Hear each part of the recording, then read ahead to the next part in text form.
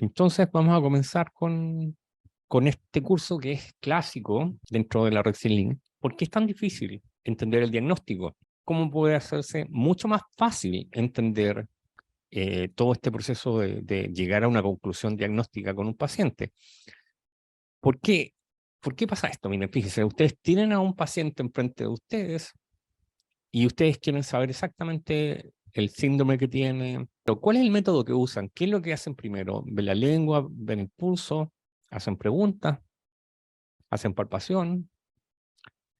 Una vez que ya tienen los primeros datos, ¿qué van a preguntar para cerciorarse de que sus conclusiones son correctas? Todo eso es lo que vamos a ver en este curso. ¿Cómo organizar esta información? ¿Cómo hacerlo que cuando estemos frente al paciente sepamos exactamente qué vamos a preguntar? ¿Cuál va a ser el paso a paso para llegar a la conclusión diagnóstica? Con pasos que son muy simples y muy sencillos. A muchos de ustedes seguramente va a marcar un antes y un después. Porque por muy bueno que sea un tratamiento, por muy buena que sea la técnica, por espectacular que sea la acupuntura umbilical, abdominal, de mejillas, si no sabemos dirigir hacia dónde está el problema, obviamente los resultados no van a ser buenos. Y esto les va a pasar con cualquier técnica, les va a pasar con hierbas, les va a pasar con acupuntura, con lo que sea. El diagnóstico es por eso que es lo primero. Incluso con técnicas que son más sencillas, que son más bien holográficas, aún así es importante tener claro el diagnóstico, de cómo llegar a las conclusiones diagnósticas desde de la perspectiva de la medicina china. Y lo primero que tengo que decirles es que no hay ninguna incompatibilidad ni pretende haber una competencia entre estos dos tipos de diagnóstico. Yo estuve 4 años trabajando en un hospital en Guangzhou, en China, haciendo mi estudio clínico, y para todos los pacientes hacíamos exámenes de ultrasonido, audiometrías, por ejemplo. ¿Cómo nace el diagnóstico oriental, el diagnóstico de medicina china, y la diferencia de cómo nace el diagnóstico occidental? El diagnóstico oriental nace de la observación de la naturaleza, observando el día y la noche, por ejemplo, las estaciones del año, y cómo el ser humano y los animales interactúan con la naturaleza, nace de esa observación externa del cuerpo y de la naturaleza. Por ejemplo, de pronto se fijaron que con el calor la cara se vuelve más roja, que el calor al influir puede pasar que la persona empiece a tener picor en el cuerpo. El frío cuando entra genera dolores en las articulaciones, o cuando se va a resfriar genera dolor generalizado en todo el cuerpo, el frío propiamente tal de un resfriado, digamos. En cambio, el diagnóstico occidental nace de observar lo pequeño, las células, las bacterias, los virus. Nos permite complementar una parte de la medicina china que no tenemos la capacidad de diagnosticar un cálculo renal, por ejemplo, o un cálculo de la vesícula o un tumor. Nosotros diagnosticamos deficiencia de yin, estancamiento de chi del hígado, eh, hundimiento del chi, etcétera. Pero no tenemos la capacidad de diagnosticar un tumor, al menos no aún, porque en realidad hay ciertos métodos de diagnóstico, específicamente de pulso, que nos permiten poder diagnosticar a ese nivel. Este curso está orientado de una manera bastante particular.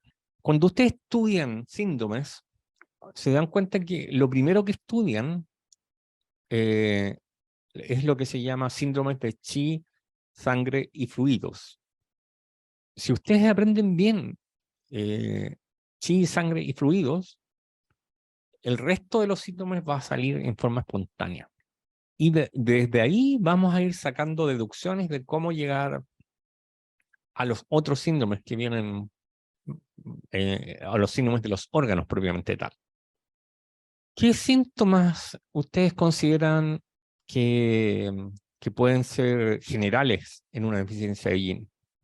¿Qué pulso, por ejemplo, tiene una persona que tiene deficiencia de yin un síndrome de calor, que es calor por falta de agua. Es lo mismo que un motor que le falta agua y se calienta. ¿Cómo llevamos esto a la práctica? Porque miren, le tomo el pulso, miro la lengua, una vez que ya tengo esos dos datos, y para saber de dónde viene la deficiencia yin, la primera pregunta que le hago, ¿cuáles son los órganos que pueden sufrir deficiencia yin? ¿Qué voy a preguntar? Si quiero saber si la deficiencia yin está en el pulmón, ¿qué pregunto? En viento, en general, lo consideramos algo agudo. Sin embargo, cuando hablamos de un síndrome de un órgano interno, estamos hablando de algo crónico. Y eso es una cosa súper importante. Ahora, lo interesante además en los contenidos de este curso, que una vez que veamos el diagnóstico, yo les voy a ir mostrando cuáles son los puntos de acupuntura tradicional más comunes para tratar esos síndromes. Y vamos a hacer algunas deducciones en relación a cómo hacer una prescripción. También vamos a ver fórmulas de hierba, de cómo hacer un correcto diagnóstico, después de cómo sacar una correcta prescripción de acupuntura y después cómo sacar una correcta prescripción de hierba. Primer paso, toma de pulso y lengua, y luego hacemos preguntas para llegar a los órganos que están en ese síndrome, ¿ya? El diagnóstico es algo que viene de mucho, mucho tiempo. De hecho, las primeras reseñas las tenemos hace 3000 años ya. Tenemos a Chu Li Tianguan, y en ese periodo ya se habla de un paciente que puede sobrevivir gracias a los 5 chi, a los 5 voces y a los 5 semblantes. Vamos a estudiar en este curso diagnóstico de pulso y diagnóstico de rostro. Luego tenemos lo que sería el clásico del emperador amarillo. Luego en el Nanjing se habla de lo que sería el diagnóstico de pulso. Luego tenemos en la dinastía Han, tenemos ya a Chan Chong-jin, que escribió el libro de la Chan Han Lun. Luego tenemos en la dinastía Jin del Oeste, el Tratado del Pulso, que es el Mai Jin. Allá en el siglo XII, Ali Tong Yuan. Y en el siglo XV aparece otra persona que yo por lo menos admiro mucho, que es Li Chichen, y que escribió el célebre libro que se llama Pensado Kanmu, la dinastía Qing, que es desde el siglo XVI hasta 1914, la reestructuración de la enseñanza de la medicina china en la década de los 60 del siglo pasado.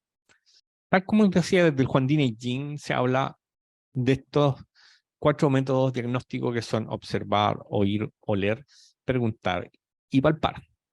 Uno nunca tiene que pensar de que un síntoma es determinante por sí mismo, ¿ya? Siempre uno tiene que tener un poquito de desconfianza con uno mismo y tratar de indagar un poco más. Todos síntomas hay que mirarlo dentro de un contexto, por eso mismo hay que preguntar. Es parte, digamos, del contenido que uno estudia cuando estudia acupuntura, ¿se acuerdan?